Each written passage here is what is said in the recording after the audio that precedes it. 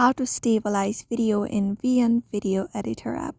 Hello everybody, if you are wondering how you can do that, you may follow up these simple steps.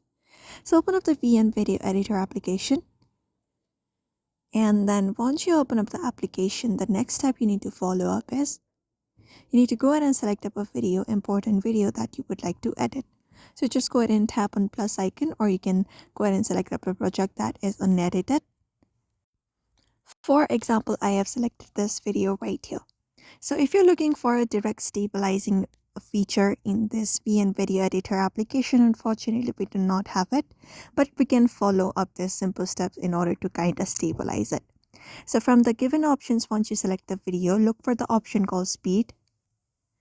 And then once you go ahead and tap on speed, you can go ahead and select custom or more case. So let's head over to custom.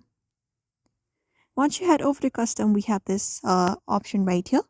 So all you gotta do is you may slow it down a little bit like this. Make all of the circle points to the below, and then just go ahead and play the video, and you should be finding the video being stabilized somehow.